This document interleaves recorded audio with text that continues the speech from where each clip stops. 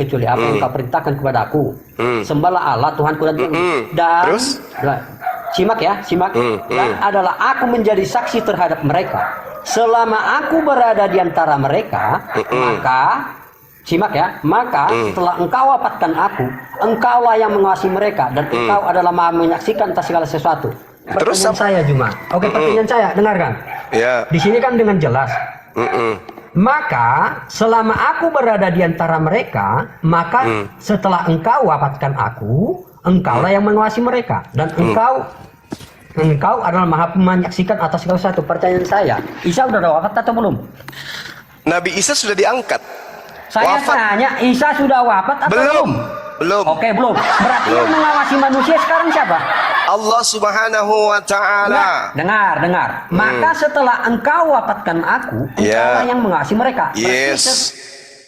Wafat itu artinya ditidurkan. Oke. Kalau Isa belum wafat kau katakan, berarti yang mengawasi manusia Isa. Ya. Nabi Isa diangkat ke langit, dia ditidurkan. Saya tanya, Isa sudah wafat atau belum? Belum, kucluk. Berarti yang mengawasi manusia siapa? Yang mengawasi manusia siapa? Allah Subhanahu wa Ta'ala. Kamu katakan Isa belum wafat.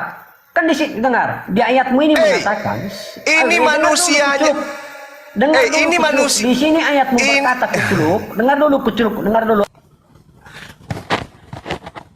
Andai saja guru saya tidak ngajarin saya untuk tidak kasar sama aku, sudah robek mulut kau, otakmu sudah kubuat perkedel ya.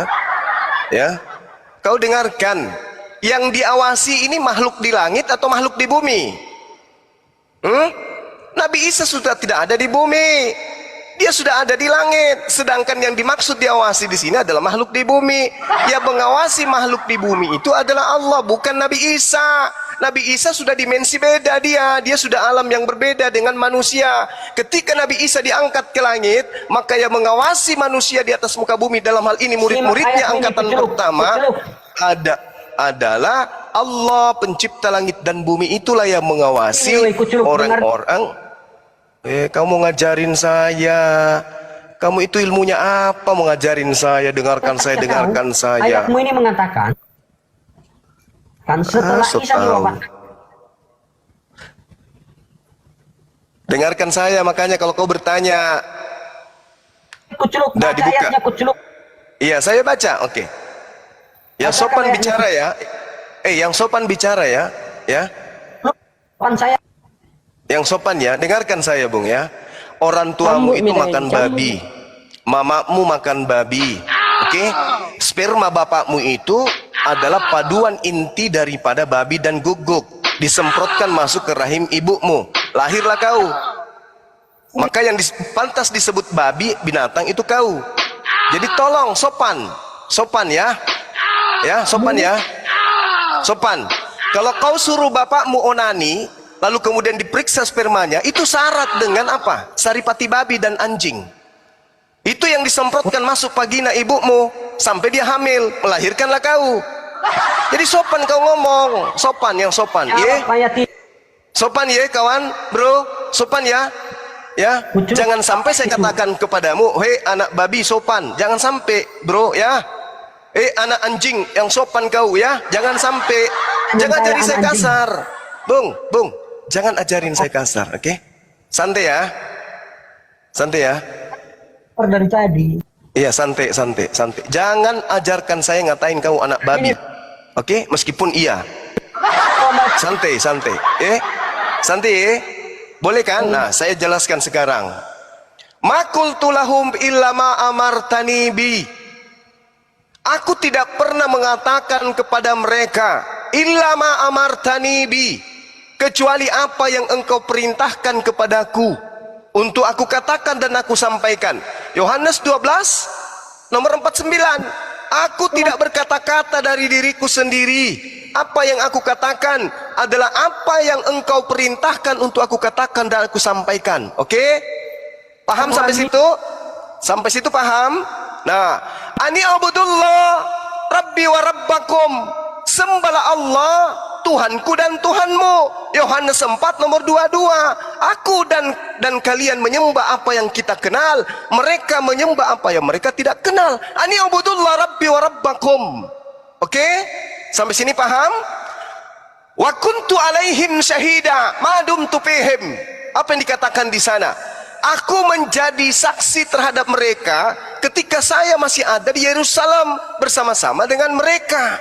Selama aku berada di tengah-tengah mereka, aku menjadi saksi. Falamma tawaffaitani kunta antar raqiba alaihim. Akan tetapi setelah engkau mengangkat aku ke langit, yang mengawasi mereka yang ada di bumi sepeninggalku adalah engkau. Karena aku sudah tidak ada di bumi. Saya tanya, yang mengawasi kemana si Juma Kuculuk itu? Kafir, diam kau, turunin aja dia. Bisa rungkat permanen ini Komal kalau orang kayak begitu dipelihara. Saya aja kena ban tadi, report. Itu si tadi itu Metusala itu memang dia penghujatnya kafir.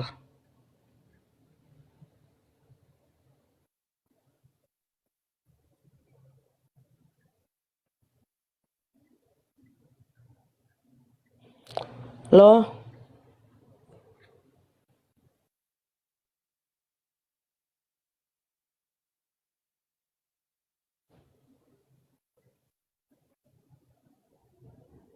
udah turunkan aja, udah diturunkan dia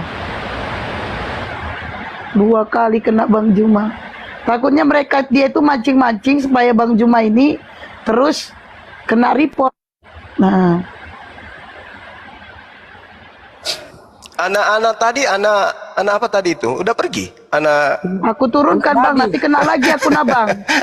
babi. Nanti kena lagi aku nabang, habis pula aku. Iya. Falamma tawaffaitani kunta antar raqiba alaihim. Akan tetapi ya Rabb, ketika engkau mengangkat aku ke langit, kamu istirahatkan tugasku di bumi, kamu wafatkan, kamu tidurkan aku, kamu istirahatkan aku, maka engkaulah yang kemudian yang mengawasi mereka. Wa anta, dan engkau ya Tuhanku, ala kulli syai'in syahida, maha menyaksikan atas segala sesuatu. Tidak ada masalah. Makanya Nabi Isa dikatakan terkemuka di dunia, di akhirat. Kenapa dia terkemuka? Ya, wajihan itu artinya terkenal. Kenapa dia terkenal? Karena nanti di padang mahsyar ketika seluruh anak keturunan Adam dikumpulkan, tiba-tiba ada satu nabi yang diangkat dan dibahas di hadapan orang-orang banyak. Apa kata Allah kemudian? Wahai Nabi Isa, wa isqalallahu ya Isa bin Maryam, berkatalah Allah kepada Nabi Isa, wahai Isa putra Maryam, a'anta qulta linnasi, apakah engkau yang mengatakan kepada mereka manusia-manusia yang bangkit dari kubur berupa binatang ini? Apakah engkau yang mengajarkan mereka sampai dia segini parah? Apakah engkau yang mengajarkan mereka sehingga wajahnya hancur kayak begini? Mendapatkan siksaan kubur, keluar dari kubur wajahnya sudah kayak begini, kayak cencorang. Kamu yang mengajarkan dia. Kenapa Allah bertanya? Apakah Allah tidak maha tahu? Tidak. Untuk mengukuhkan pemahaman orang-orang yang menyembah kepada Yesus, kepada Nabi Isa. Dengarkan kalian, aku tanya kepada makhlukku yang kau sembah, wahai Isa, apakah kamu yang mengajarkan mereka ini, si kucuk ini, untuk menuhankan dirimu? Apa kata Nabi Isa? Disangkali, enyahlah daripadaku, kalian semua adalah pembuat kejahatan. Matius 17 nomor 15 sampai nomor 23. Kenapa? Karena Yesus selalu berpatokan kepada kehendak Allah. Tak ada ucapan yang melebihi ucapan yang diperintahkan oleh Allah. Tak ada perbuatan yang melebihi dari perbuatan yang diperintahkan oleh Allah.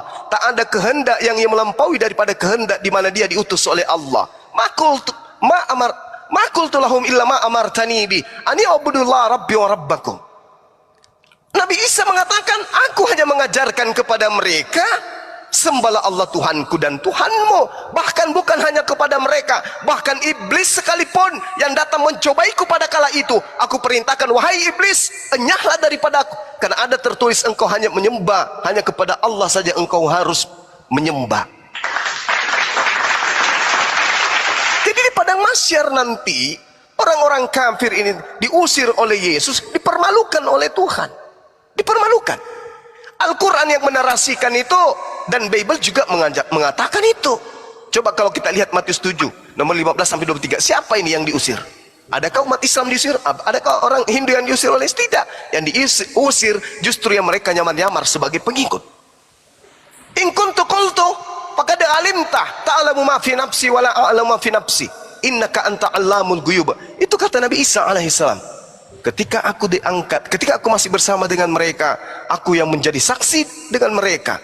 Yohanes 17 nomor 8. Segala firman yang kuberikan kepada aku, mereka telah menerimanya dan mereka telah percaya bahwa engkaulah yang telah mengutus aku. Aku yang menjadi saksi, mereka percaya. Ketika aku bersama dengan mereka, mereka percaya bahwa engkaulah yang telah mengutus aku. Tapi setelah aku terangkat ke langit, aku tidak tahu apa-apa lagi. Ada yang dibunuh oleh Paulus, ada yang mati dalam keadaan beriman kepadamu dan kepadaku, ada yang kemudian berkhianat, tidak setia, menjadi pengikut nabi-nabi palsu, serigala nyamar domba, menyesatkan orang banyak. Tapi untuk itu semua, kamulah yang mengetahuinya. Makanya dikatakan laqad kafaral ladina qalu, lalu endingnya innal ladina kafaru min ahlil kitabi wal musyrikina fi nari jahannam khalidina fiha ulaika hum syarrul bariyah. Kenapa Allah mengatakan orang-orang kafir ini akan dilemparkan ke dalam api neraka dan kekal di dalamnya? Karena Nabi Isa yang mereka sembah, Yesus yang mereka sembah di hadapan pencipta langit dan bumi mengatakan, "La, Maha suci engkau ya Allah, aku tidak pernah mengatakan itu, karena itu bukan hakku untuk aku katakan." Yohanes 12:49. Aku tidak berkata-kata dari diriku sendiri, apa yang aku katakan adalah apa yang diperintahkan. Sekarang Kristen menyembah Yesus, apa kata mereka? Ketika kenapa kau menyembah? Dia memang Tuhan, cuma hari itu, pada saat itu dia tidak mengakuinya. Kenapa? Karena kalau dia mengakui nanti dia mati dilempar batu. Jadi dari mana kemudian Kristen mengetahui bahwa Yesus itu Tuhan? Sementara Yesus tidak pernah mengatakan itu. Dari doktrin, dogma, dari nabi-nabi palsu yang datang kepada mereka mengajarkan menyembah kepada manusia, menggantikan dewa matahari dengan kedudukan manusia dari Yahudi, dari bahasa Ibrani, yang menggunakan bahasa Ibrani, yaitu Yeshua HaMashiach. Saya kira begitu ya, saudara. Siapa namanya tadi itu? Pape. Kalau kau naik di Komal kita, kamu yang Sopian, santai, relax. Oke? Jangan kayak si Ferdinand, wah bikin PT, berapi-api. Kalian adalah gerombolan-gerombolan. Jangan kalau kau mau bahas Kristen, bahas dengan saya, karena saya lebih tahu daripada yang lain. Wah, giliran sudah 2 hari ditunggu kayak gini, sembunyi di dalam ketek. Nah, santai ya bro, diskusi kita santai, ringan-ringan aja. Jangan kamu pancing kita, karena kita juga bisa kasar, kita bisa juga baik. Jadi kalau anda baik, insya Allah kita layani dengan baik. Kalau anda kasar, jangan sampai mulut kalian kerobek. Oke, lanjut teman-teman. Izin Bang, selamat sore Kasih. Shalom, selamat sore.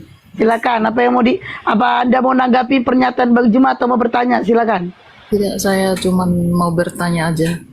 Saya pun masih belajar, bukan mau protes. Saya mau bertanya aja. Silakan Mas. Oke, makasih. Ya. Udah disuruh silakan bertanya, bukan disuruh mute. Silakan. Mas siapa namanya? Kasih. Kasih. Rupanya dia cek Google dulu. Kasih. Sorry ya, saya lagi flu soalnya. Iya, mungkin karena tadi minum es ya. Abang nggak puasa?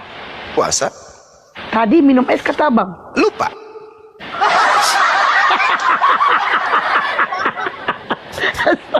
Astagfirullahaladzim. Udah 1 teko bang. Iya.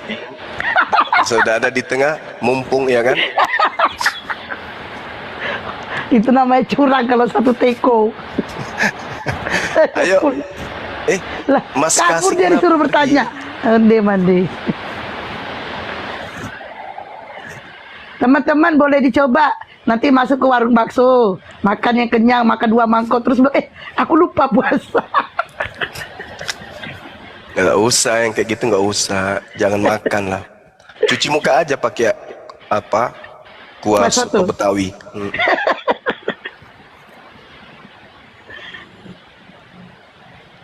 si admin ini saya nih. Silakan kasih mau bertanya, bukan disuruh mute. Silakan. Silakan Mas.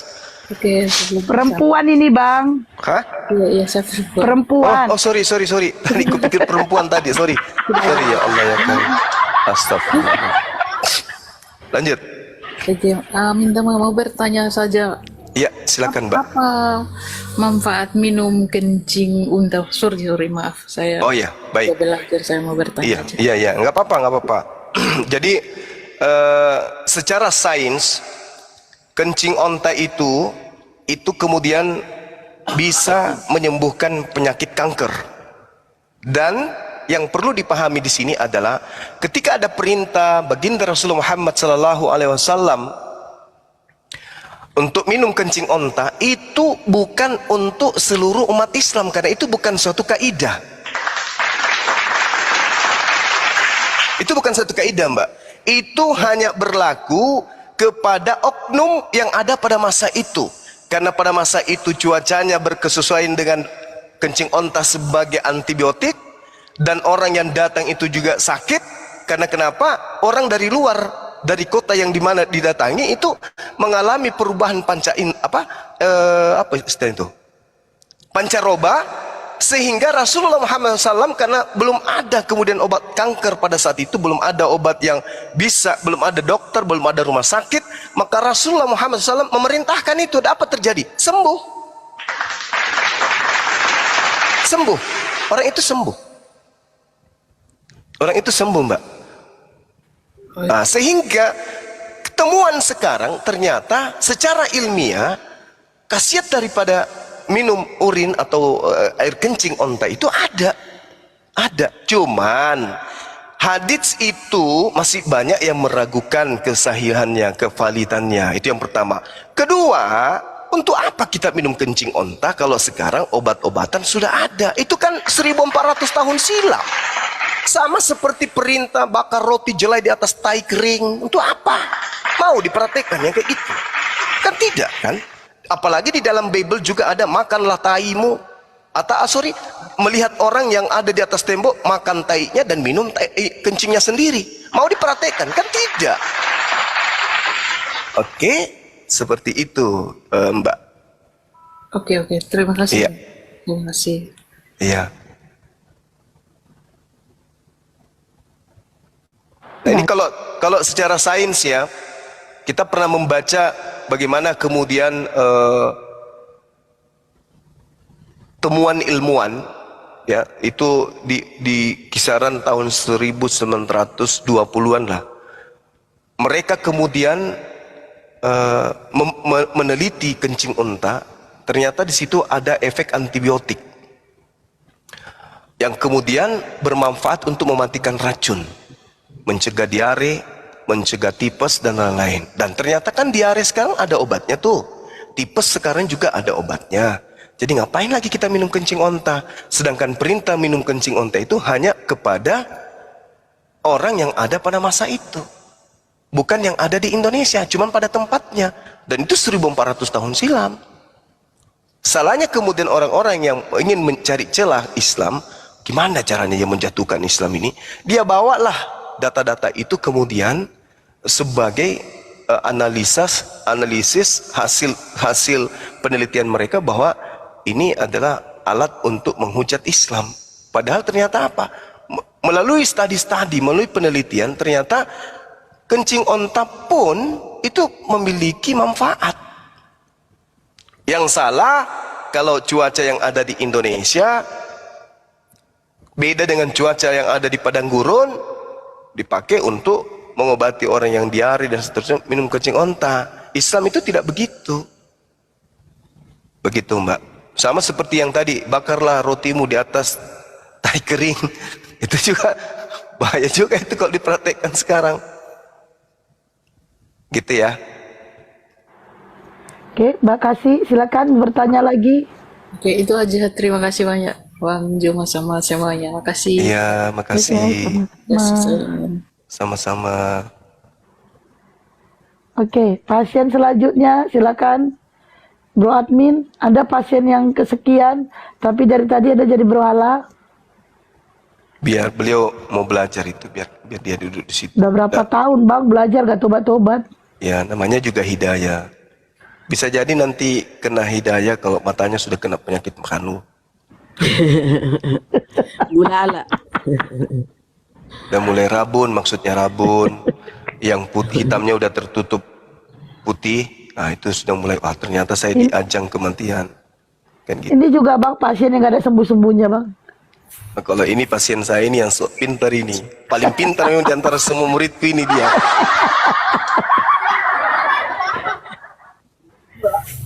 Pintar ngeyel tapi.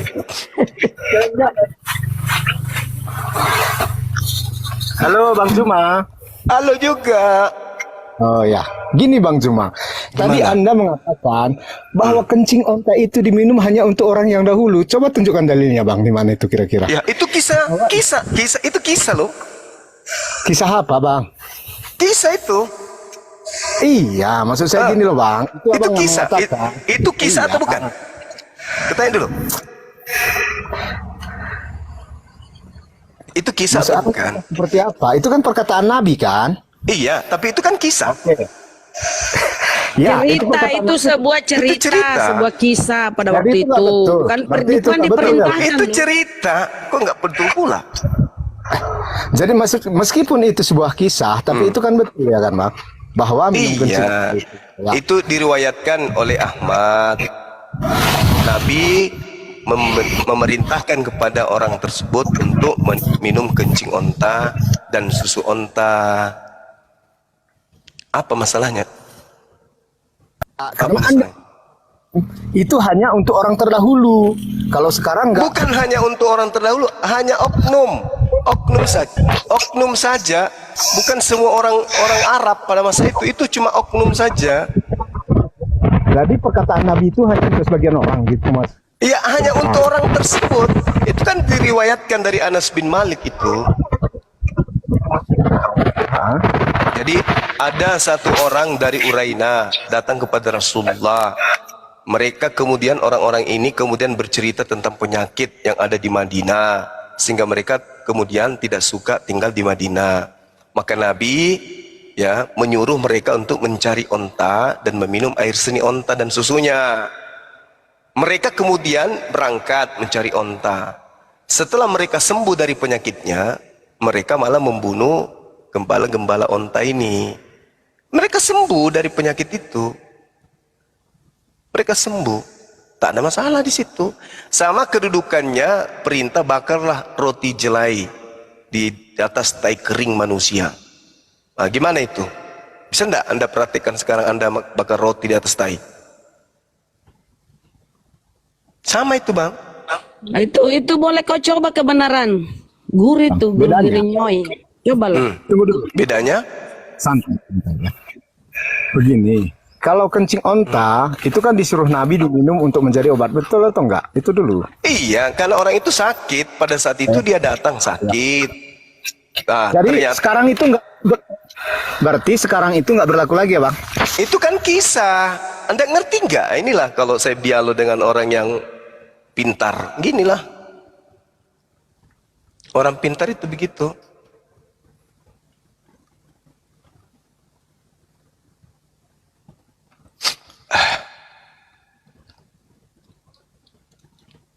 Kalau kita tanya juga bakar jelai gimana?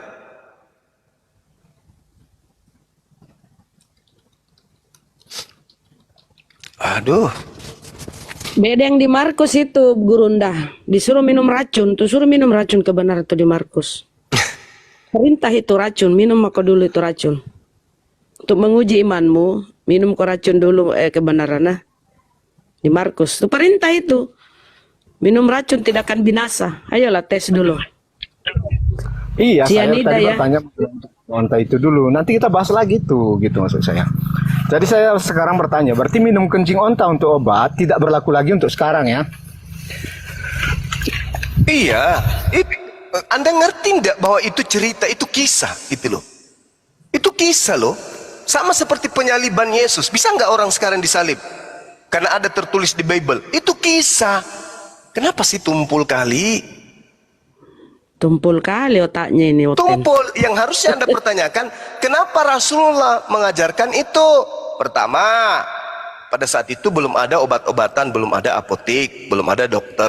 Kedua, dibuktikan oleh sains itu bermanfaat untuk membunuh sel-sel kanker. Yang ketiga, orang yang minum pada saat itu sembuh, betul-betul sembuh. Jadi dampak negatifnya apa? Andai kan dia minum kencing onta mati, itu baru negatif. Ini minum dan sembuh. Coba, apa masalahnya? Nah sekarang kalau Anda disuruh seperti apa yang di kitab, bukan hanya sebatas masa lalu, tapi perintahnya secara turun-temurun, minum racun untuk membuktikan bahwa kamu itu benar-benar orang percaya. Nah, kenapa Anda tidak buktikan? Sementara itu adalah perintah. Beda dengan itu, kencing onta itu kisah, cerita yang pernah terjadi pada masa lampau. Bukan untuk menjadi satu kaidah dalam Islam, tidak. Nah, sedangkan di dalam kitab saudara perintah, bakarlah rotimu di atas jelai tai kering. Perintah loh itu.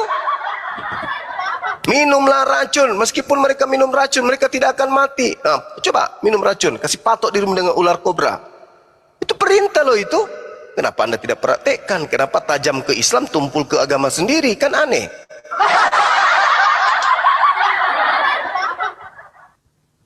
Gitu, Bung.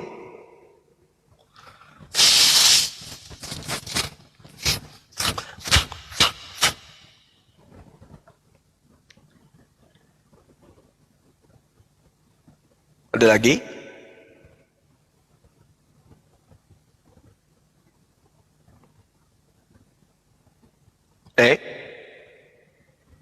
Halo? Dibuka mic ya. Kebenaran.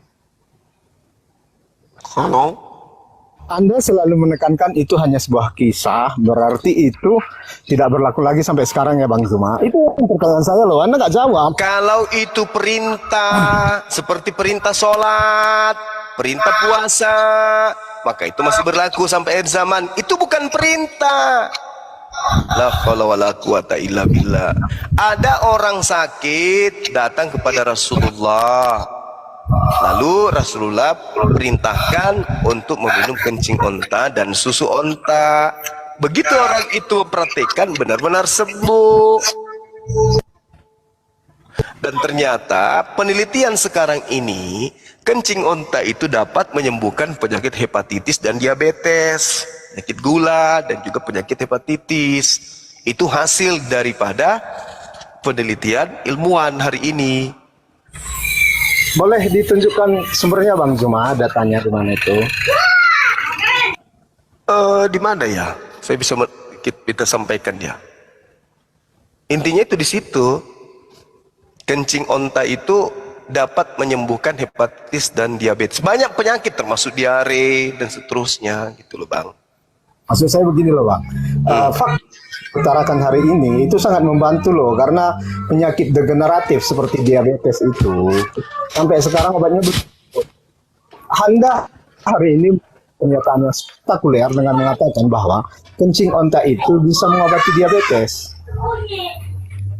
Iya, Kalau kita emang pun obat untuk diabetes itu tidak ada, yang ada hanya obat pengendali gula darah.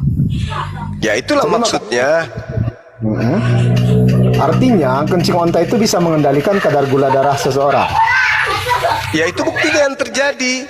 Sembuh orang itu pada saat dia sakit kan sembuh. Ya.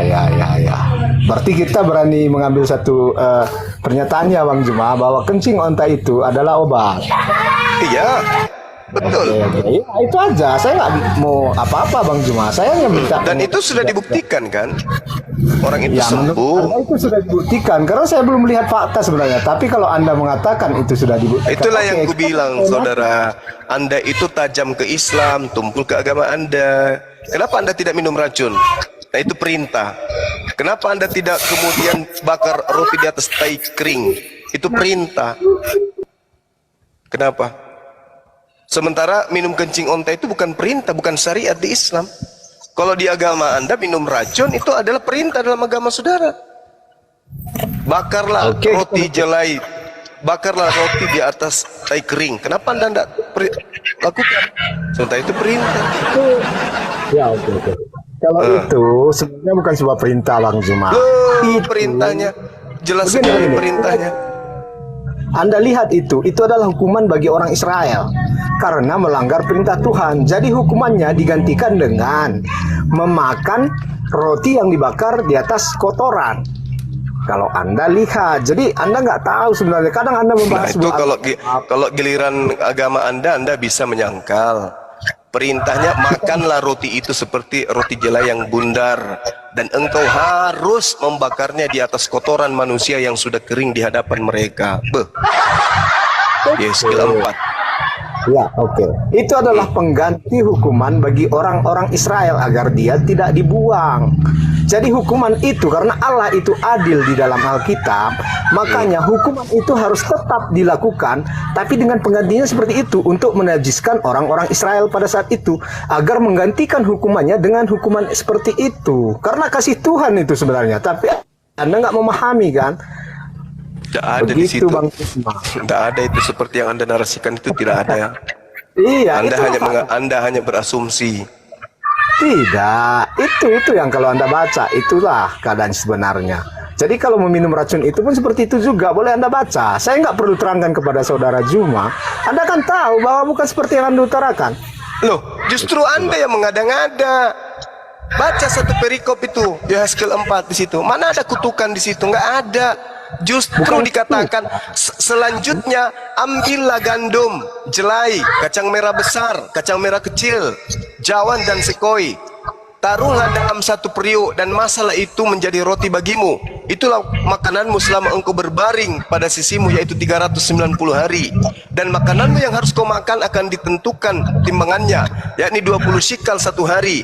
Makanlah itu pada waktu-waktu tertentu. Air minum pun bagimu akan ditentukan 1/6 hin banyaknya. Minumlah itu pada waktu-waktu tertentu. Makanlah roti itu seperti roti jelai yang bundar, dan engkau harus membakarnya di atas kotoran manusia yang sudah kering di hadapan mereka. Selanjutnya Tuhan berfirman, ini kenapa terjadi seperti itu? Karena tai dianggap sebagai bahan bakar pada saat itu. Cepat masak rotinya kalau dibakar di atas tai. Kapan Anda mau praktekkan itu? Tunggu dulu. Saya nanti kapan aja bisa saya praktekkan kalau memang situasinya seperti yang Anda bilang. Kapan saja. Sekarang mempraktekkan itu kalau memang betul yang seperti Anda utarakan. Ini masalahnya yang Anda utarakan itu nggak pas seperti apa yang sebenarnya gitu loh. Lah itu perintah. Nggak ada Itu perintah di situ loh. Loh, Itu makanlah, bakarlah, itu perintah itu. Ya Allah ya Karim. Ya betul. Perintah bagi siapa? Perintah bagi orang-orang Israel pada saat Ya, itu. tadi apa? Perintah minum kencing onta itu. Udahlah, bro. Udahlah. Saya tadi hanya bertanya kepada saudara, apakah meminum kencing onta untuk obat masih berlaku sampai sekarang? Anda menjawab tidak. Itu aja kan? Kan perintahnya bukan untuk kami, tapi oknum tertentu. Iya, artinya pernyataan Nabi itu mengandung satu fakta bahwa kencing onta adalah obat, betul kan? Ya, pada saat itu dia sembuh kan? Itu aja. Nggak lebih dari Belum itu. lagi Pak. kalau Anda membaca Yesaya, di situ ada perintah gini. Tetapi juru minum agung berkata, adakah Tuanku mengutus aku untuk mengucapkan perkataan-perkataan ini kepada orang tuanmu dan kepadamu saja? Bukankah juga kepada orang-orang yang duduk di atas tembok, yang memakan tainya sendiri dan meminum air kencingnya sendiri bersama-sama dengan kamu? Hal-hal jorok kayak gini bisa nggak diperhatikan di kitab saudara? Nggak ada perintah untuk dipraktekkan, Bang.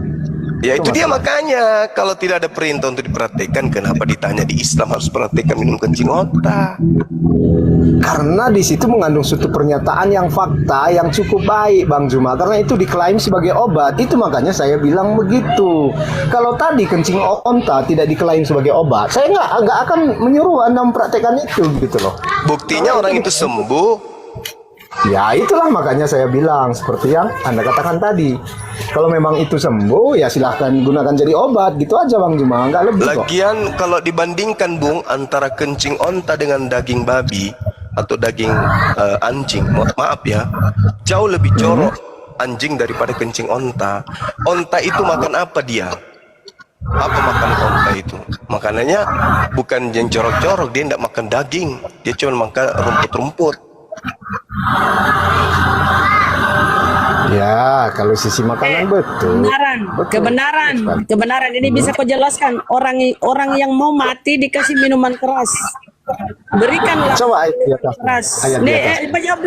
jawab dulu ini. Berikanlah minuman keras kepada orang yang mau binasa ini. Mau mati dikasih minuman keras nih. Tengok dulu ayat sebelumnya. Apa ini? Itu Ini di mana? konyol toh?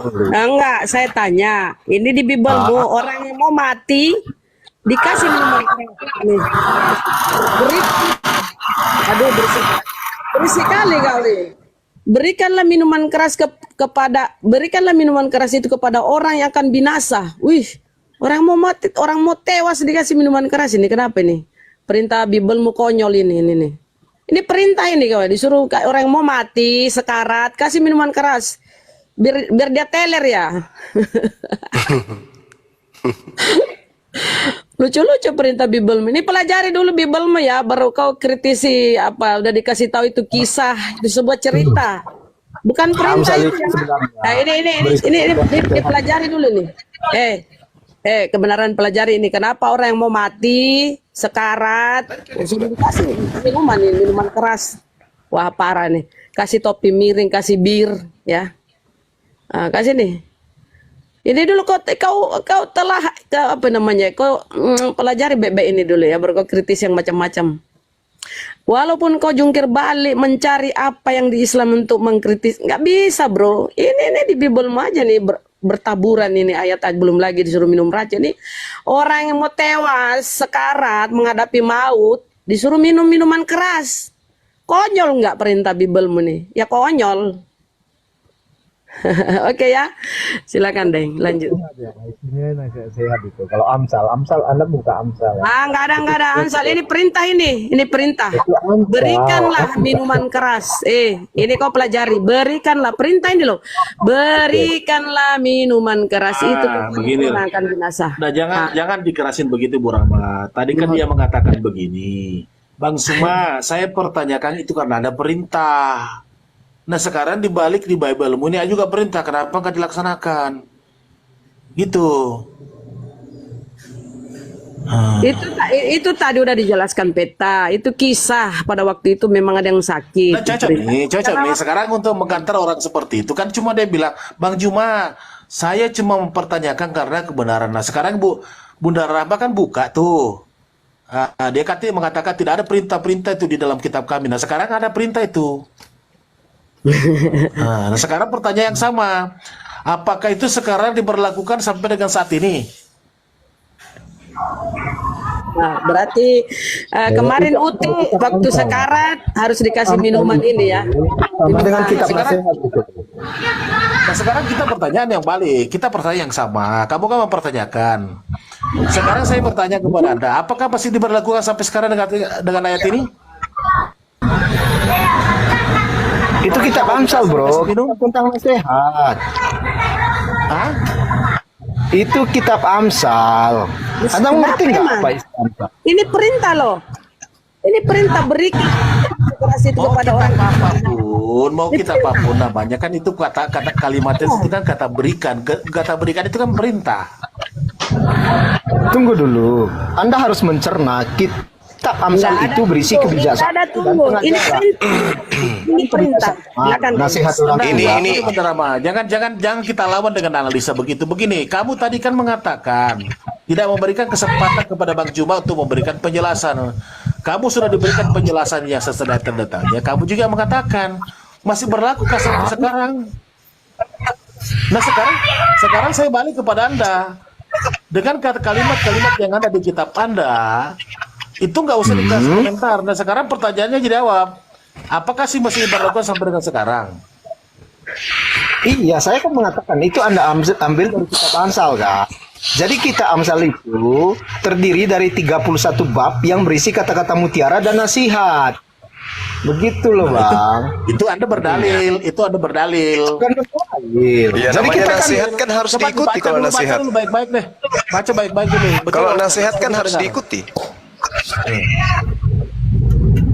Ya, betul. Kalau ini Anda anggap sebagai amsal, kita ambil di Imamat 13. Dengarkan saya. Apabila pada kulit badan seseorang ada bengkak atau bintik-bintik panu yang mungkin menjadi penyakit kusta pada kulitnya, ia harus dibawa kepada imam atau kepada salah seorang dari antara anak-anak imam. Imam harus memeriksa penyakit yang ada pada kulitnya itu, yaitu panu. Dan kalau bulu di tempat penyakit panu itu sudah berubah menjadi putih dan penyakit itu kelihatan lebih dalam dari kulit, maka itu penyakit kusta. Kalau imam melihat hal itu, haruslah ia menyatakan orang itu najis. Tetapi jikalau yang ada pada kulitnya itu hanya panu putih dan tidak kelihatan lebih dalam dari kulit dan bulunya tidak berubah menjadi putih, maka harus orang itu dikurung selama 7 hari lamanya. Nah, dengarkan itu. Jadi kalau ada orang kena panu, orang itu harus dikurung 7 hari lamanya. Pada hari ke-7, haruslah kemudian imam memeriksa dia. Bila menurut penglihatannya penyakit panu itu masih tetap dan tidak meluas pada kulit, imam harus mengurungnya lagi 7 kali lagi, 7 hari lagi untuk yang kedua kalinya. Kemudian pada hari yang ke-7, hari yang ke-14, haruslah imam memeriksa pada kedua kalinya. Bila penyakit panunya itu menjadi pudar dan tidak meluas pada kulit, imam harus menyatakan dia tahir. Itu hanya bintil-bintil saja. Orang itu harus mencuci pakaiannya dan ia menjadi tahir. Jadi menurut ini, kalau ada orang kena panu, dikurung 7 hari 7 malam. Jangan cuci baju, jangan ganti baju. Kalau diperiksa selama 7 hari panunya masih ada, dikurung lagi ditambah 14 hari, jangan mandi, jangan ganti baju. Begitu hari ke-14, kalau hilang itu panunya baru cuci baju. Jadi ini silakan Anda praktekkan ya. Kalau ada orang kena panu, tolong dikurung 7 hari 7 malam. Kalau panunya tidak hilang, malah melebar kemana-mana, maka kurung lagi 7 hari. Kalau penumi semua badannya panu, tidak penumi lagi, beli skincare.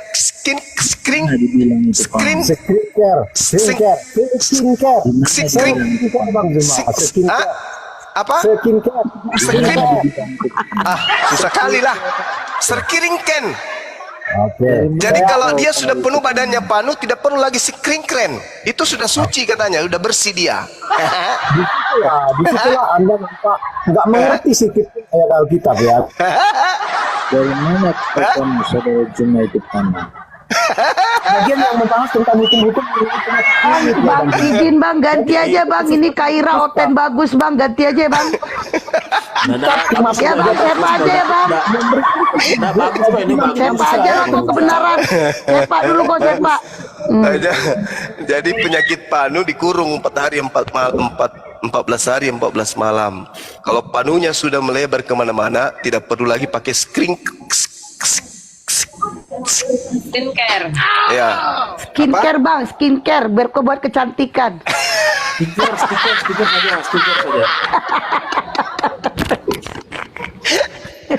Allahu Akbar. Jadi kalau ada panuan dikurung aja 4 hari 14 hari. Nah, kalau sudah itu putih semua badan kan, tidak capek-capek lagi beli keren gitu teman-teman. Skincare bang, skincare. Suka-suka gue dong. Skincare maksud saya. Itu loh teman-teman. Bukan, nggak usah stiker saja, Ya, stiker. Namanya kita bukan cewek, ya kan? Jadi kita nggak tahu. Keren. Ya inilah sebenarnya Skincare. sebenarnya tadi bahas saya dikasih turun. Bagus itu tadi. Kenapa? Mereka kan bertanya kepada Bang Juma tadi, sudah dijelaskan. Nah, saya mau tadi memberikan balik pertanyaan kepada penjelasan yang terakhir ini.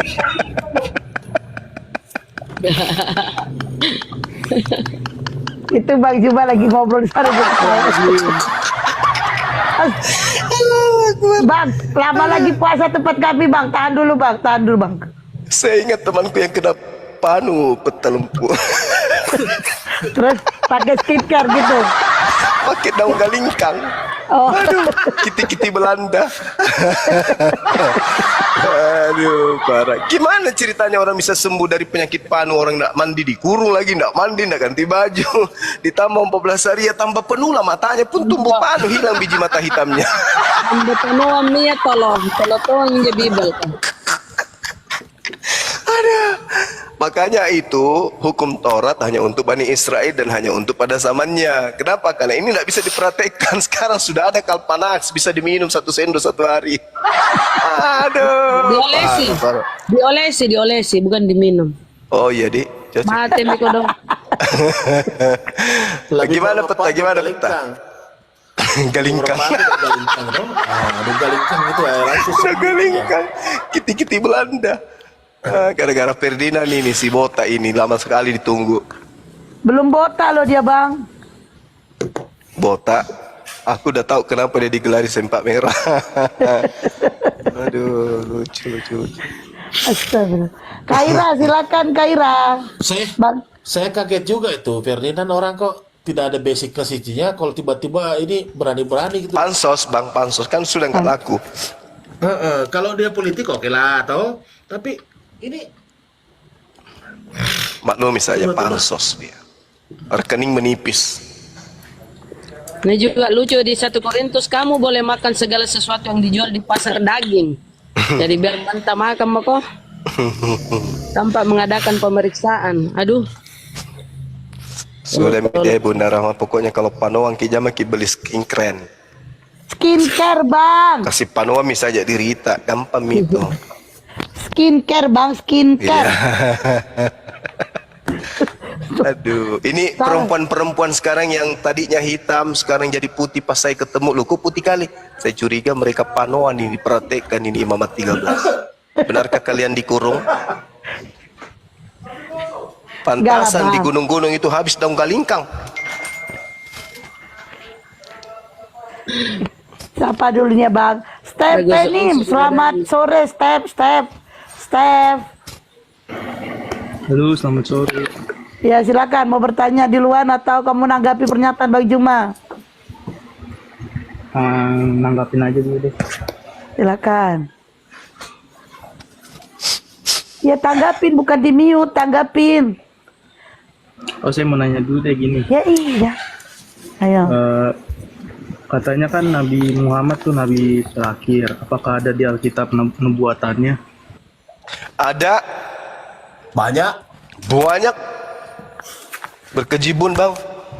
Coba tunjukin satu ayat yang mengatakan Nabi Muhammad akan menjadi nabi terakhir. Baik.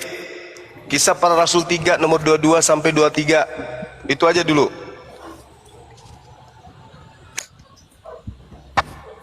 Udah, Step itu. Kisah Para Rasul berapa? 3 nomor 22 23.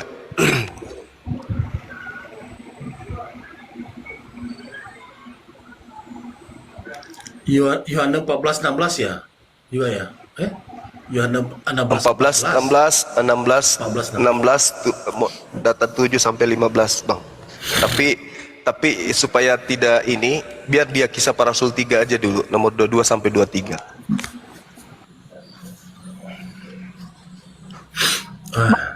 Bukan disuruh mute. Coba saya baca. Bukankah telah Kami baca dalam hati, kami gak dengar. Bukankah telah dikatakan Musa, Tuhan Allah membangkitkan bagimu seorang nabi dari antara saudara-saudaramu sama seperti aku, dengarkanlah dia dalam segala sesuatu yang dikatakannya kepadamu. Dan akan terjadi bahwa semua orang yang tidak mendengarkan nabi itu akan dibasmi dari umat kita. Memang ini menubuatkan Nabi Muhammad. Jadi kalau bukan beliau, siapa nabi yang datang setelah Yesus? Yang kemudian siapapun yang tidak mendengarkan nabi itu akan dibasmi, dibunuh. I think saya lihat perikopnya nih tentang khotbah Petrus di Serambi Salomo. Berarti iya. Itu dia. Petrus mengatakan kalau bakalan Nabi Muhammad gitu.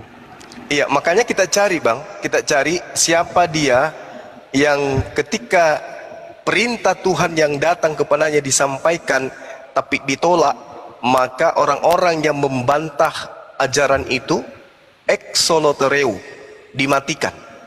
dilenyapkan. Itu siapa? Kalau Yesus kan tidak mungkin, karena justru Yesus yang dilenyapkan. Sementara yang dimaksud di sini adalah yang mampu menegakkan hukum-hukum kepada bangsa-bangsa.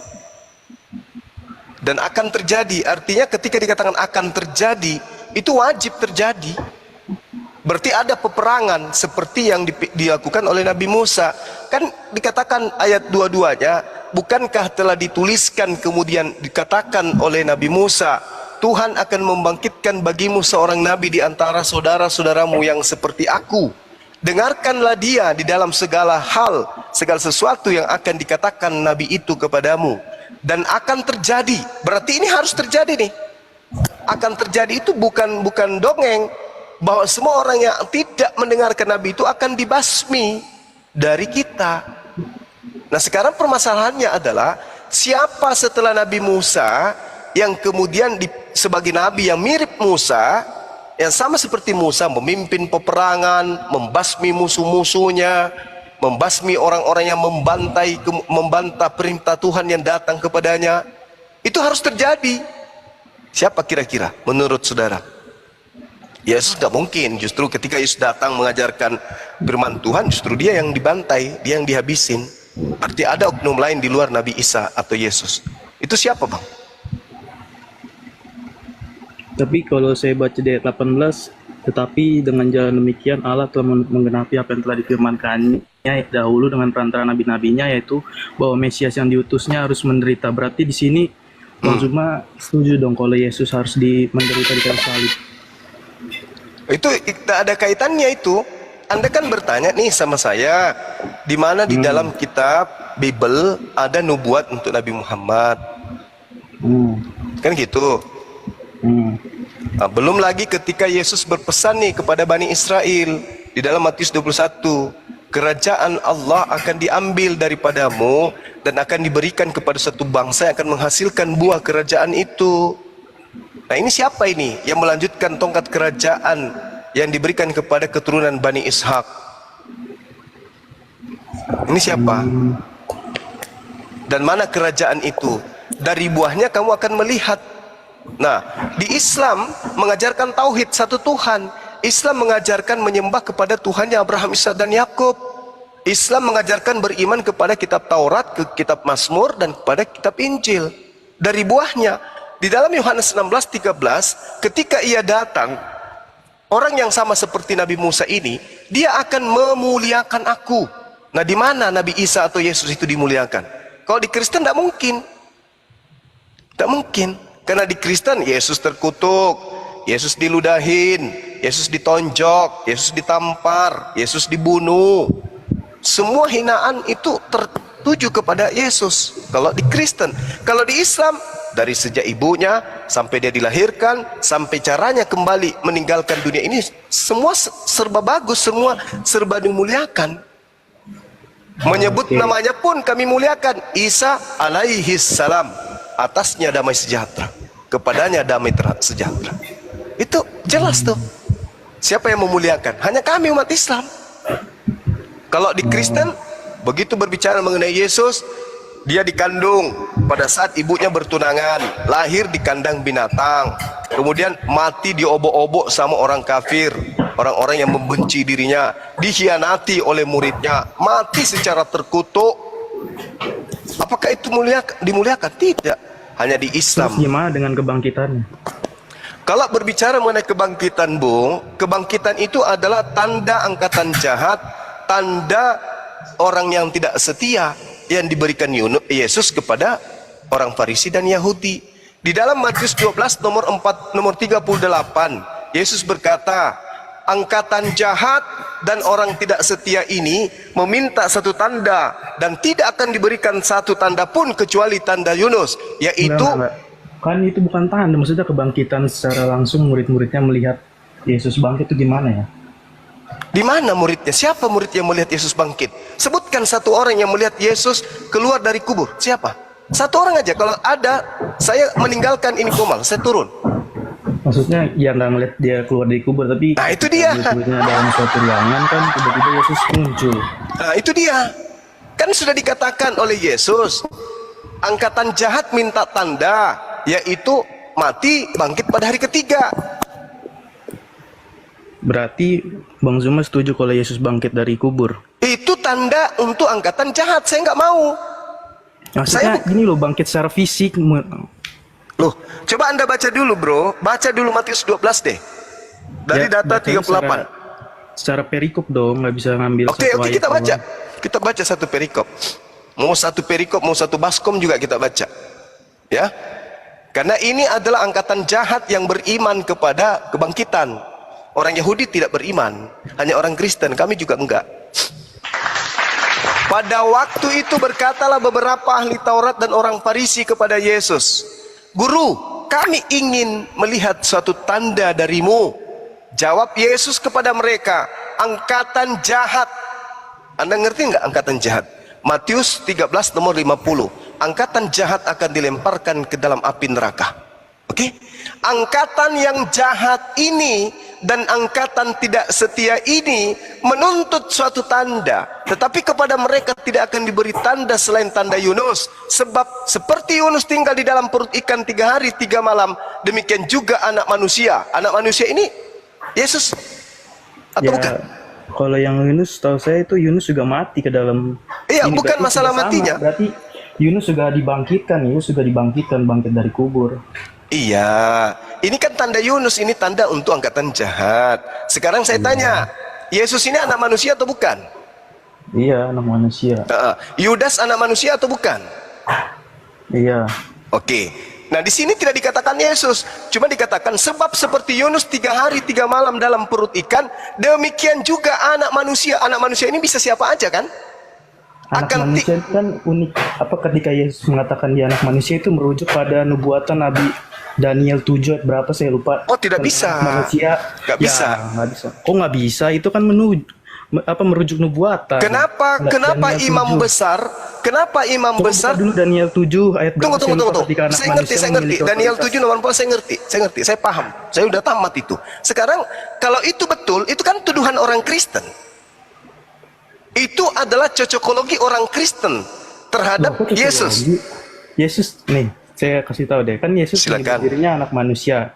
Maksudnya anak manusia itu bukan anak manusia kayak kita semua ini loh. Anak manusia itu Siapa yang dimaksud di dalam Daniel itu? Bukankah itu untuk Hezekia? enggak untuk Yesus lah, karena nggak mungkin Ezekiel berkuasa di atas surga duduk di sebelah kanan Allah. Itu tertulis di mana itu? Tertulis di mana itu? Daniel 7 kalau nggak salah anak manusia memiliki otoritas juga. Oke, kita baca. Daniel 7 nomor 14 kan? Yang Anda Ya. maksud? Oke.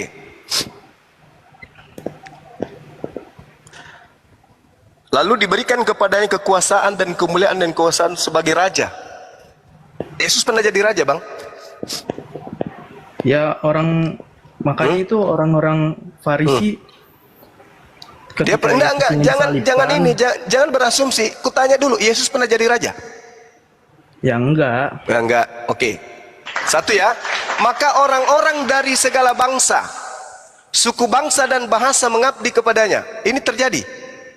Terjadi. Yesus Kekuasaannya ialah kekuasaan yang kekal, yang tidak akan lenyap, dan kerajaannya adalah kerajaan yang tidak pernah musnah. Ini terjadi.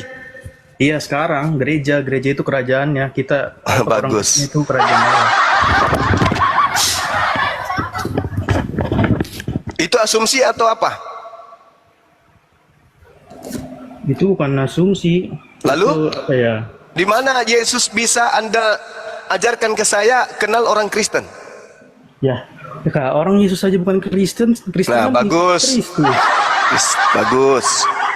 Ya, jadi gagal di situ ya. Nah, kita kembali. Gini loh, Kristen itu pengikut Kristus. Sejak kapan Yesus Kristen? Kristen itu maksudnya kita yang mengikuti Yesus. Sebenarnya Perintah Kristus Yesus itu adalah baptislah mereka di dalam nama Bapa, Putra, dan Roh Kudus, jelas. Oh mama. Dan kenapa orang Muslim gak mau dibaptis di dalam nama Bapa, Putra, dan Roh Kudus? Oh Matius mama. 28. Minim Anda masih sekolah minggu Anda berarti. Kajian Anda itu masih lemah sekali. Kok sekolah minggu kan itu jelas. Coba buka aja Matius 28. Bisa saya minta aslinya, original teksnya Matius 28? Ada manuskripnya? Yang data yang Anda sebutkan? Saya mana punya manuskripnya. Ya udah selesai. Kita lanjut dulu. kita Lah, lanjut jangan dulu, Bung. kabur Kita lanjut dong. dulu. Kita kembali dulu ke tema kita, Bung. Jangan kabur Jangan dulu dong. kita kembali Itu ke kan tema. jelas. Jangan Itu kemana-mana semua dulu. muridnya melihat baptisnya mereka dalam nama Bapa, Putra dan Roh Kudus. Itu ajaran Barat. Secara Itu ajaran Barat. bisa di cross check secara historis, di mana di dalam Kisah Para Rasul 3.000 orang langsung percaya dan dibaptis dalam nama Bapa, Oke, Putra dan Roh Kudus. itu Anda baca di mana? Di Kisah Para Rasul berapa? Oke, saya itu lupa. kitabnya orang Romawi Yunani kan? Udahlah. Udah, Lah, kok udah. kitabnya orang Romawi Yunani, Lalu siapa? itu yang menulis Lukas. Siapa yang memiliki kitab itu pertama kali? Ya itu kan tulisan sejarah. Cek Aduh, aja. udah. Saya katakan Anda masih level sekolah minggu. Lah. Kembali aja dulu ke tema Enggak, kita. saya tanya dulu dalilnya mana kalau itu orang Yunani Romawi. Lukas itu orang mana? Ya Lukas orang Yunani, muridnya Santo Paulus. Oke. Terus dia menulis untuk siapa bukunya itu? Buku Lukas. Untuk semuanya lah. Di mana Untuk dalilnya itu memberitakan tertulis? Injil secara sejarah. Aduh, jangan. Kamu itu sekolah minggu. Kitab Lukas itu ditulis Lukas untuk satu orang bernama Saya Theophilus. kan bilang kitab Kisah Para Rasul bukan Lukas. Kitab para rasul itu tulisan Lukas. Aduh, Iya. parah saudara Iya. ini. Parah. Memang Jadi kenapa? Tapi kan secara historis bisa di cross check. apanya? Secara historis lihat Yahudi, masih ada nggak Yahudi hari ini? Ya masih ada. Mereka mengkitabkan kitab Kisah Para Rasul. Ya kan memang bukan imannya. Udahlah, bro. Kembali ke tema kita. Ayo. Kembali ke Lah kan tema saya ya. tanya dulu secara historis, tadi kan merujuk ke situ. Secara historis lihat Yahudi hari ini. Lah, kok jadi Yahudi lihat secara historis apakah itu benar pada zaman itu? Kita lihat di Lukas berapa ya? Lukas. Yesus itu orang Yahudi, bro, hidup di tengah-tengah Yahudi. Aduh. Iya, dia orang Yahudi. Apa sih orang ini? Saya tanya dulu samamu, penyembah Yesus itu awal mulanya paling tuanya itu di mana? Agamanya apa? Kutanya dulu samamu. Agama yang paling pertama menyembah anak Maria itu secara perkelompok, secara komunitas, itu di mana? Itu dulu kutanya. Di mana? Ya, ke-12 murid itu. Aduh, parah. Ya itu kan disitulah ketika di Matius 16 ayat 18 ketika Yesus mengatakan kepada Petrus putra Kayafas, disinilah aku akan mendirikan gerejaku. Oh, gereja pula. Apa ya, saya lupa gereja, jemaatku. kalau Jemaat, bukan gereja. Iya, Nah, itu kan jemaat Yesus orang bersunat atau bukan orang bersunat? ya itu beda lagi. Kok beda lagi? Apa sih? Ini loh, orang Apa bersunat sih? itu kan tradisi Yahudi, dan itulah Saya tanya sama saudara. Ndak enak kali orang flu ya. Kutanya sama saudara. Jemaat yang didirikan Petrus pertama kali orang-orang pemakan babi atau bukan? bukan. Ya bukan. Kristen enggak itu? Nah, kan, Kristen enggak mereka? tapi kan di Kisah Para Rasul disebutkan ketika Petrus ingin makan dan hanya ada daging-daging haram, berfirmanlah Allah atau Tuhan, makanlah karena semua sudah kuhalalkan. Kata siapa? Alamak, di mana Kisah Para dalilnya? Rasul. Ya, Allahu Akbar. Di mana dalilnya? Yes. Markus 7. Kisah Para Rasul. Ntar saya cari dulu ya. Itu firman Tuhan. Iya. Oh, mama firman Tuhan. Jadi Lukas ini sudah jadi Tuhan ya? Kok Lukas jadi Tuhan? Lah, itu perkataan Lukas kan? Ya kan Lukas mendengar dari para saksi mata itu. Siapa saksi matanya? Ya ada banyak, 500. Siapa? Sebutkan berapa satu gitu. orang aja. Ya 12 murid. Di mana itu tertulis? Lah itulah mengapa 12 murid itu menuliskan ini. Di mana? Di mana Lukas menerima dari saksi mata? Di siapa nama saksi matanya? Ya saya mana tahu fresh talk apa. Aduh, Krisken. Udah kembali ke tema. Matius 12 nomor 38 saudaraku. Yesus mengatakan angkatan jahat ini minta satu tanda dan tidak akan diberikan satu tanda pun kecuali tanda Yunus, yaitu mati bangkit pada hari ketiga. Betul? Nah, Nah, Sekarang yang mengimani mati bangkit dari ketiga ini siapa? Yahudi atau Kristen? Kristen. Kristen. Tanda Yunus ini sebagai tanda apa? Angkatan jahat atau angkatan baik? Angkatan jahat mungkin. Berarti Kristen ini adalah angkatan Jahat. sederhana, bukan? Belajar sehat itu, belajar sehat, belajar waras sederhana. Makanya dikatakan di Al-Quran, laqad kafaral ladina qalu. Kafirlah orang yang berkata Tuhan itu tiga. Dan Yesus dilantik menjadi Tuhan dikarenakan dia bangkit pada hari ketiga. Ternyata ini untuk angkatan laut. Kok aja di angkatan laut? Angkatan jahat. Gara-gara yang typing inilah. Kristen tidak mengimani tiga Tuhan. Kita Kristen tidak mengimani tiga Tuhan. Satu Yesus Tuhan atau dalam bukan? Ya, pribadi Sang Firman itu. Pribadi Tuhan atau bukan? Kedua. Tuhan Iya. atau bukan? Tuhan kan? Hmm. Bapak Tuhan. Iya. Yesus manusia atau bukan? Yesus berinkarnasi. Sang Firman itu berinkarnasi menjadi manusia. Oke. Jadi apa bedanya dengan Krishna? Apa bedanya dengan Wisnu yang berinkarnasi menjadi manusia? Ya beda. Bedanya? Karena Yesus itu dari Sang Bapa, bukan Tuhan yang berbeda. Mereka di mana kemudian pengakuan Yesus bahwa dia adalah inkarnasi Bapa? Banyak. Di Dia mana? mengatakan dalam Tunjuk dalil satu aja, nggak usah terlalu banyak, Bung. Satu aja. apa Yesus sebagai anak Allah ya. Saya minta di mana pengakuan Yesus sebagai inkarnasi Bapa? Ya nggak ada. Yesus menyebut dirinya sendiri sebagai anak Kamu manusia. salah, kau mengatakan nggak ada. Ada. Kolose 2 nomor 9, Filipi 2 nomor 6 sampai nomor 8. Ya kalau di dalam 4 Injil ya nggak ada, tapi kalau dalam surat Paulus ada. Itu dia makanya. Jadi Paulus menjual agama Kristen ke Roma Yunani, diterima. Coba suruh Paulus jual ke Yahudi, laku enggak? Tapi saya mau nanya nih. Enggak laku, Bung. Setahu saya Karena Paulus tahu Paulus bahwa itu disebut sebagai agama yang murid dibentuk Isa- ini hanya cocok Isa untuk Masih. paganisme. Enggak, saya tanya dulu, tapi di Quran juga disebutkan kalau Paulus ini salah satu murid Isa Al-Masih. Saya lupa di Quran di mana gitu. Atau hadis. Jadi Anda sudah mengakui bahwa Yesus itu Isa? Tapi bukan sebagai nabi, maksudnya di Quran Anda sendiri. Kalau kan yang Anda mengatakan ditafsirkan Ibnu Katsir di dalam Yasin, Quran surah Yasin ayat 13 itu ayat 14.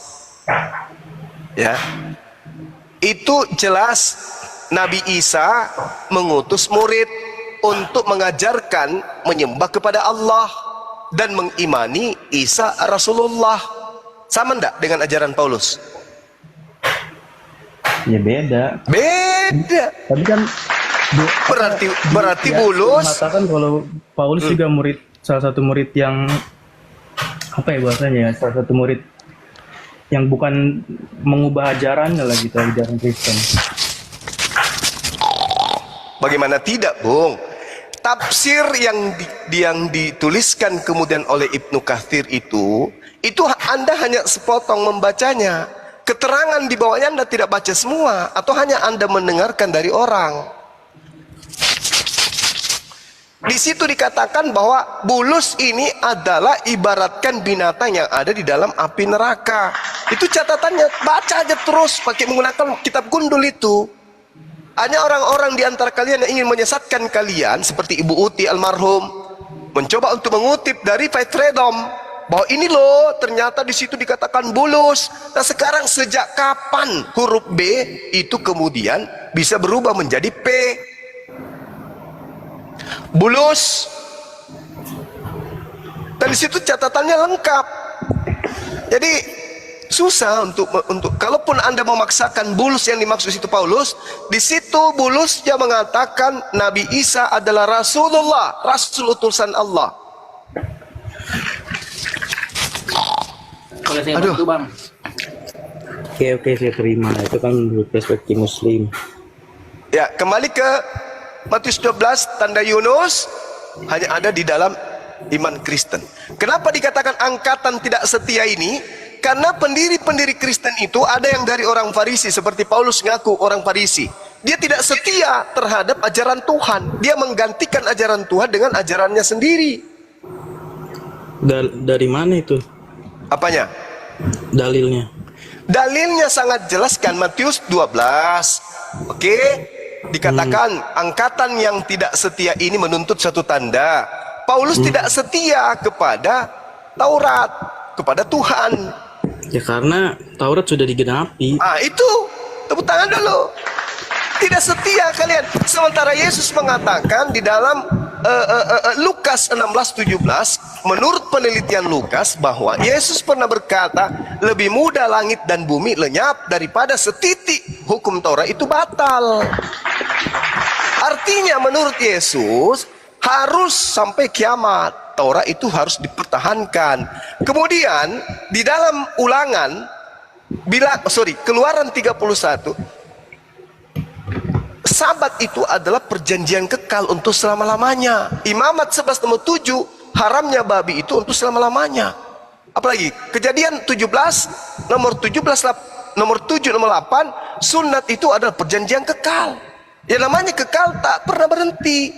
Tapi Paulus karena dia tidak setia, dia meninggalkan semua ajaran-ajaran Tuhan menuju ke ajarannya sendiri. Itulah yang dijual ke Romawi Yunani.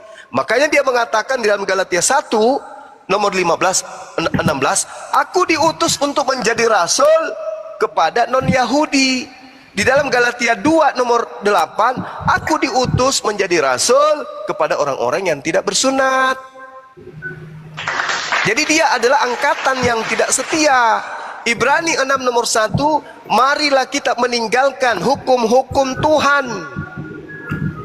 Itu perintah Paulus. Galatia 5 nomor 1, dengan matinya Yesus kita telah dimerdekakan. Dari mana? Dari hukum Taurat. Di mana lagi tertulis Efesus 2 nomor 15, dengan matinya Yesus dia telah membatalkan hukum Taurat beserta segala perintah dan ketetapan yang ada di dalamnya. Inilah dikatakan angkatan tidak setia ini meminta tanda, dan tidak ada satupun tanda yang diberikan kecuali tanda Yunus, mati bangkit pada hari ketiga. Barang siapa yang kemudian mengimani kematian bangkit pada hari ketiga, maka mereka adalah golongan dari angkatan jahat. Matius 13 nomor 50, angkatan jahat akan diusir ke dalam neraka. Matius 7, tanda-tanda nabi palsu, pengikutnya buahnya adalah mengusir setan, bernubuat, bermujizat pakai nama Yesus. Tapi apa kata Yesus? Enyahlah daripada aku, kalian semua adalah pembuat kejahatan. Angkatan jahat yang mengangkat Yesus menjadi Tuhan, angkatan jahat yang mengusir setan pakai nama Yesus, dan seterusnya. Itu di kitab saudara, Bung. Makanya Al-Quran mengatakan wa kanal kafiru ala rabbihi zahira. Tapi Bang Juma mempercayai Yesus mati di salib ya Bang ya? Yesus tidak mati di salib. Yang mati di salib itu adalah orang terkutuk. Tadi Bang Juma bilang Yesus mati. Boleh tahu. Itu di iman saudara kan? Makanya dikatakan bangkit pada hari ketiga itu tanda Yunus. Dia kan katanya bilang bangkit di salib Terus tanda Yunus. Kalau tanda Yunus itu tentang penyelamatan Allah Bang untuk sesama manusia. Baca dalilnya saudaraku, tanda Yunus itu adalah tanda untuk angkatan jahat. Kok dari Tuhan pula? Gimana ceritanya? Waktu Nabi Yunus itu keluar dari perut ikan kan dia terdampar di penduduk Niniwe. Nah, iya, tidak ada hubungannya dengan Kristen kalau itu. Cuman Yesus mengatakan angkatan jahat ini minta satu tanda, dan tidak akan diberi tanda kecuali tanda Yunus, yaitu anak manusia akan mati dan bangkit pada hari ketiga. Nah, buktinya Yesus bangkit di hari ketiga kan Bang? Seperti itu. Itu bukan Yesus saudaraku. Yang bangkit itu adalah orang yang terkutuk. Yang terkutuk. Yes. Ada enggak alasan kenapa Yesus bisa terkutuk? Apa yang pernah dia lakukan Yesus? Apakah dia pernah merampok, membunuh, menyihir orang, atau memperkosa orang, atau mencuri atau apa? Sampai dia kok sampai dikutuk gitu? Dia akan menggenapi ini hukum Taurat. Kenapa? Itu.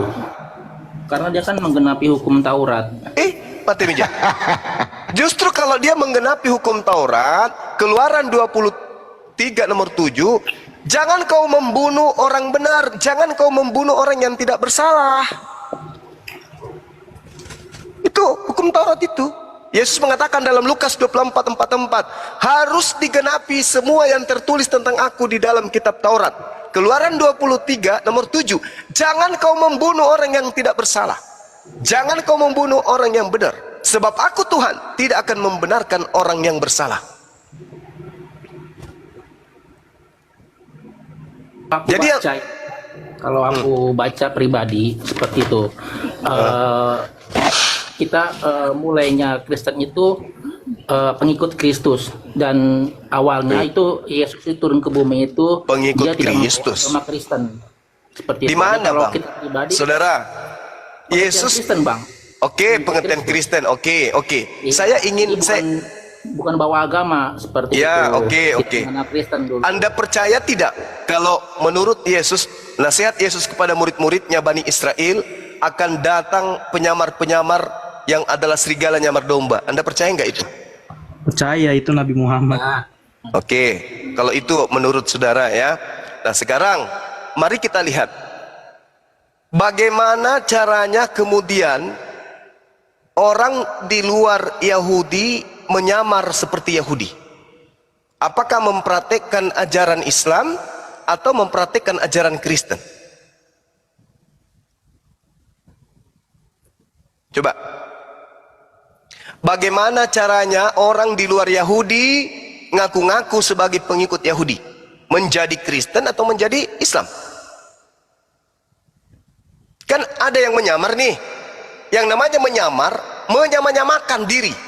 Yang namanya menyamar, menyerupakan diri.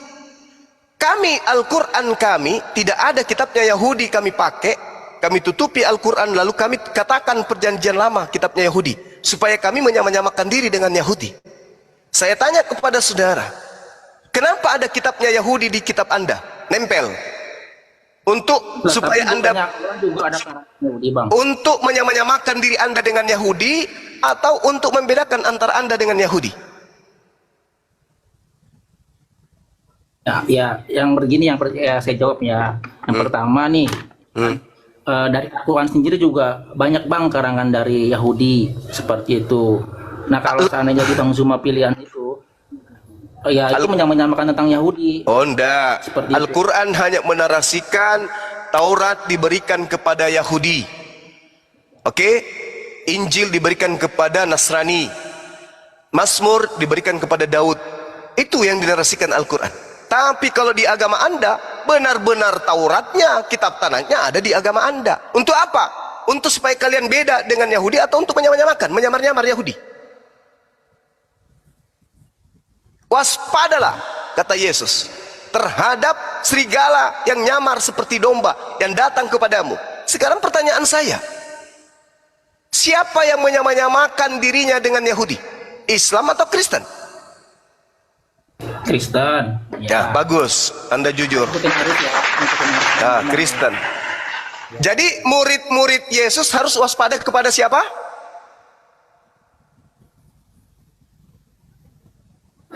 Gimana? Murid-murid Yesus yang asli harus waspada kepada siapa?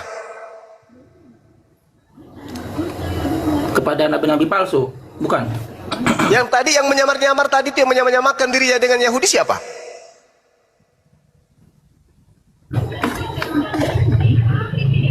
Kristen. Ya, Kristen. Berarti murid-murid Yesus harus waspada kepada Kristen. Bagus. Lalu apa lagi? Kalau sudah keciduk bahwa ternyata nabi-nabi palsu itu di Kristen, kita mau diskusi apa lagi? Anda sudah menjawabnya. Kan Nabi, Bang. Ya, boleh coba jawab dulu dah, Mas Stephen, coba. Silakan. Alhamdulillah. Ya, perbandingannya nggak relevan kalau menurut saya. Kan nabi-nabi, emang Kristen nabi. Loh, yang nyamar kemudian waspadalah kepada nabi-nabi palsu yang datang kepadamu menyamar seperti domba. Siapa yang di luar dari Yahudi nyamar seperti Yahudi? Emang kita Kristen itu beda sama Yahudi, nggak pernah menyamar. Nah, bagus. Kalau Anda tidak pernah menyamar kemudian, lalu agama Kristen ini saya tanya, dari mana agama Kristen ini? Murni dari Roma atau mengambil ajaran Yahudi? Enggak, kami nggak ngambil ajaran Yahudi. Lalu Kami dari juga mana Nabi. kitab perjanjian lama itu kalian ambil? Setahu saya perjanjian lama itu diterjemahkan bahasa awalnya dari Ibrani ke Yunani oleh 72 orang-orang cendekiawan Yahudi. Berarti orang Yahudi sendiri juga Atas perintah? Atas perintah siapa? Kan gini ya, saya jelasin dulu, kan pengikut pertama itu sebenarnya bukan orang-orang luar Yahudi, orang-orang Yahudi sendiri yang berpindah ke Kristen karena dia meyakini kalau semua hukumnya itu udah digenapkan. Salah kalau Anda. ditanya kan- Anda salah. Lah, saya jelasin Salah. dulu kalau ditanya. Apa coba jelasin? Saya tanya dulu. Pengikut Yesus adakah di antara mereka yang makan babi? Itu dulu. Yang nggak ada kan saya tadi udah bilang. Nah, udah Di ada. Kisah Terus Para kenapa Rasul. Anda mengatakan bahwa Kristen adalah pengikut Yesus? Kan Yesus sendiri mengatakan semua makanan tidak ada yang haram lagi sudah. Di mana Yesus mengatakan itu? Di Matius, Bang Zuma. Coba Matius berapa? saya lupa, tapi ada di Alamak, tidak ada Yesus mengatakan makanlah semua kan babi. Markus yang berkata dengan demikian, Yesus telah menghalalkan segala makanan. Itu ucapan Markus. Markus ini adalah asisten Paulus. Nah, tapi kan Yesus sendiri yang berkata ya. Tidak ada, bro, tidak ada. Kalau ada saya kawin lagi. Kalau ada, tunjukkan. Mana? Apa namanya? Enggak ada itu. Itu nggak ada yang diharamkan makan babi, Bang. Di Kristen. Iya. Kalau di Yesus, Nah, ini apa namanya? Aku akan jelasin sedikit ya yang aku tahu silakan. nih terkait larangan makan babi nih, ya kan? Larangan makan babi. Nah, itu merupakan hukum Taurat seremonial, Bang. siapa yang bilang? Ya saya sendiri barusan. Nah, itu tak boleh. Karena Ya kan? Tuhan Tapi yang mengatakan. saya tahu ini ada hukum seremonial. Ya, itu dari gereja kan. Sementara Tuhan mengatakan dalam Ulangan 4, jangan kau mengurangi hukumku, jangan kau menambahi hukumku. Setelah ini kan apa namanya fakta, Bang. Udah ada dari tahun ke tahun sejarah. Iya, kan. itulah yang disebut serigala nyamar domba. Memang harus ada. Kalau tidak ada serigala nyamar domba, berarti Yesus bohong. Karena Yesus mengatakan akan datang kepadamu serigala nyamar domba. Harus ada Kristen ini sebagai penggenapan serigala. Bang, kita ada 3 hukum sipil seperti Dari siapa yang membagi-bagikan kitabnya orang? Negara Israel. Siapa yang membagi-bagikan itu? Ada sipil, ada seremonial. Siapa yang membagi-bagikan itu? Yaitu dari negara-negara Israel yang berlaku seperti itu. Aduh. Enggak, maksud saya itu kan kitabnya Yahudi. Siapa kalian Kristen ini yang merasa punya hak untuk membagi-bagi ada 3 bagian hukum itu di kitab itu? Sementara Yesus mengatakan barang siapa yang meniadakan hukum Taurat meskipun yang paling terkecil, dia akan menempati neraka. Itu kata Yesus. Salah, Bang Zuma. Menempati surga yang paling rendah. Oh, di atas kerajaan langit itu ada berapa tempat? Bukan. Maksud teksnya bunyinya Coba dalam kita lihat bahasa Yunani kita lihat, Bang, ya. Apa yang dikatakan di sana? Itu bukan tempat rendah di situ, Bang. Tapi tempat terhina. Kita lihat. Matius berapa itu? Matius 5 ya. Matius 5 nomor 19. Lupa saya. Benar nggak? Benar nggak di situ tempat terendah atau tempat terhina? Ada nggak yang bisa baca dalam bahasa Yunani? Tapi kan Yesus mengatakan janganlah kamu menyangka aku akan datang untuk meniadakan hukum Taurat atau kita para nabi. Aku datang bukan untuk meniadakan, yang melainkan untuk menggenapinya. Ya, digenapi itu artinya apa? Babi haram digenapi halal gitu. Maksudnya Nah, itu ya, Bang, ya, Bro admin, bahasa sabar adik-adik, sabar. Di situ dikatakan bahwasanya elachistos. Bahasa Yunaninya. Apa arti yang seharusnya sebelum dirubah-rubah sama lain. Paling hina, apa tempat hina itu? Surga. Ya, paling hina dalam kerajaan surga. Artinya Mana ada di dalam surga tempat hina? ya makanya di situ diganti tempat terendah kan begitu. Oh tidak, tempat terendah itu adalah neraka. Karena di situ kata elakitos itu adalah tempat hina. Tempat itu masa surga tempat hina? Sedangkan dikatakan bahwa dan barang siapa yang mengajarkan kepada orang lain, maka dia akan mendapati tempat tertinggi. Kebalikan, dikatakan megas. Megas itu adalah tempat yang agung. Nah, itu baru surga. Kalau rendah hina, baru neraka. Gitu bang. Jadi barang siapa yang meniadakan hukum Taurat, meskipun yang paling terkecil, maka dia akan menempati tempat terhina. Mana itu? Di surga, tapi yang paling hina, malah bisa. Makanya bung, seharusnya di dalam kitab saudara itu tidak ada kata surga, yang ada kata langit. Karena kata surga di situ adalah Uranos, bukan Paradeso. Kalau Paradeso surga, tapi ternyata bahasa Yunani-nya adalah Uranos, sama